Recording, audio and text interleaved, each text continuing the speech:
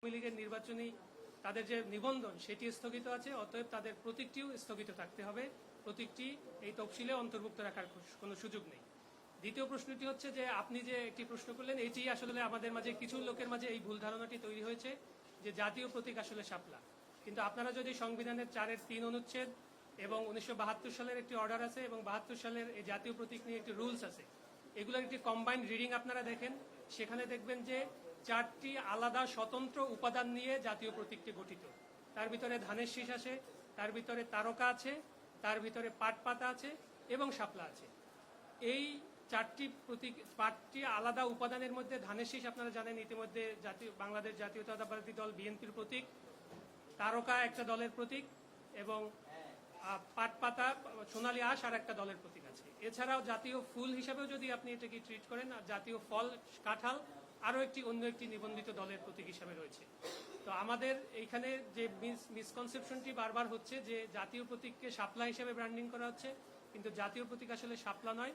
জাতীয় প্রতীক হচ্ছে 4টি আলাদা আলাদা উপাদানের সমন্বয়ে গঠিত একটি প্রতীক, এবং সেখানকার মাপ কি হবে, সেখানকার রং কি হবে, সেখানকার ব্যাসার্ধ কি হবে, ব্যাসার্ধ রং কি হবে, এগুলো সবই 1972 সালের যে অর্ডারের শিডিউল এবং 72 সালের যে রুলস সেটার অ্যাপেন্ডিক্সের মাধ্যমে এটি সম্পূর্ণভাবে স্পষ্ট করা আছে।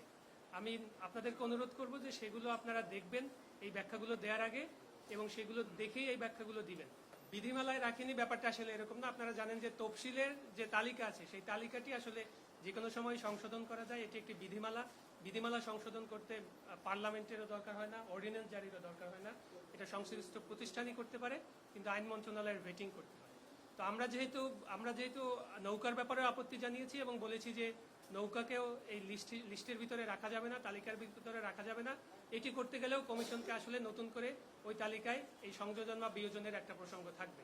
সেই জায়গা থেকে আমরা জাতীয় নাগরিক পার্টির পক্ষ থেকে নতুন একটা দরখাস্ত আমরা আজকে দিয়েছি যে আপনারা শাপলাকে বাদ দেওয়ার ব্যাপারে যে ব্যাখ্যাটি গণমাধ্যমে নির্বাচন কমিশন থেকে দেওয়া হয়েছিল, সেই ব্যাখ্যাটি আসলে আইনগতভাবে একটি ভুল ব্যাখ্যার উপর দাঁড়িয়ে আছে। আমরা সেই জায়গাগুলোতে নির্বাচন কমিশনকে ব্যাখ্যাগুলো জানিয়েছি এবং স্পষ্ট করেছি যে আইনগত এটার কোনো বাধা শাপলাকে নির্বাচনী প্রতীক হিসাবে রাখার ক্ষেত্রে নাই। সেক্ষেত্রে আমরা নতুন একটি দরখাস্ত আজকে নির্বাচন কমিশনে জমা দিয়েছি যে শাপলাকে আগে এই প্রতীক হিসাবে তালিকায় অন্তর্ভুক্ত করা, এবং জাতীয় নাগরিক পার্টি যদি নিবন্ধনের শর্ত পূরণ করতে পারে এবং নিবন্ধন দেওয়ার ব্যাপারে ইতিবাচক সিদ্ধান্ত গ্রহণ করে, তখন যেন আমাদেরকে এটি বরাদ্দ দেওয়া হয়। আচ্ছা, কমিশন যেটা হয় যে যখন একটা দরখাস্ত দেওয়া হয়, কমিশন এই দরখাস্তটা গ্রহণ করেন এবং তারা এটা বিবেচনার আশ্বাস দিয়েছে।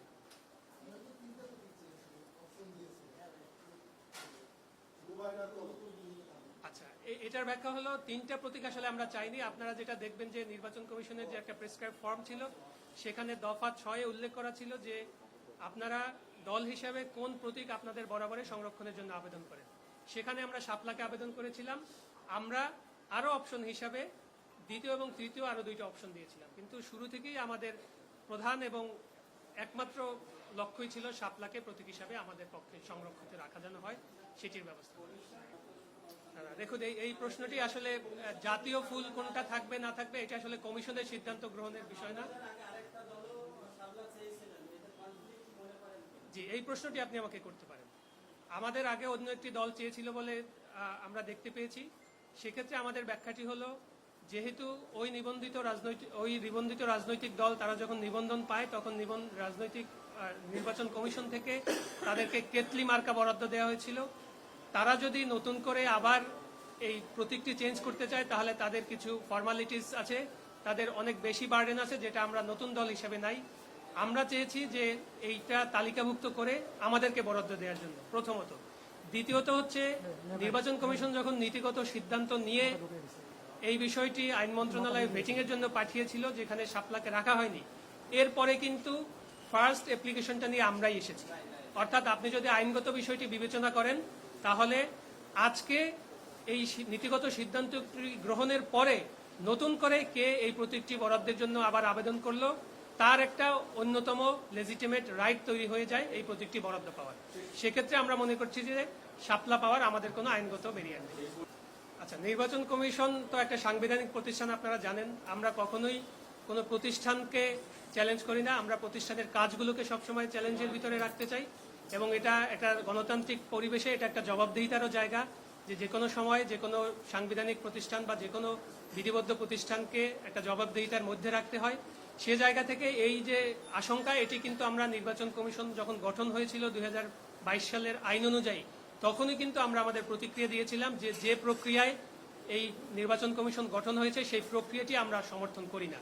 সেই অবস্থান আমাদের এখনো বর্তমান আছে এবং আপনারা জানেন যে আমরা ঐক্যমত্য কমিশনের যে সংস্কার প্রস্তাবগুলো নিয়ে আলোচনা হচ্ছে, সেখানেও নির্বাচন কমিশন সহ অন্যান্য সাংবিধানিক প্রতিষ্ঠানের নিয়োগগুলো যাতে স্বচ্ছ এবং সুন্দরভাবে হয়, সেখানে কিন্তু আমাদের আলাদা প্রস্তাবনা আছে এবং সেটার জন্য আমরা কথা বলছি। না, এটি আমরা আশাবাদী যে আমরা যে আইনি ব্যাখ্যাগুলো দিয়েছি এগুলো কমিশন বিবেচনা করবেন এবং এখন যে পরিস্থিতি দাঁড়িয়েছে যে আমাদের এই আজকের দরখাস্তের পরে কমিশন এটা যদি না করে, তাহলে আমাদের চেয়েও ভালো আইনি ব্যাখ্যা তাদেরকে দিয়ে জনগণকে কনভিন্স করতে হবে। Thank you. ধন্যবাদ।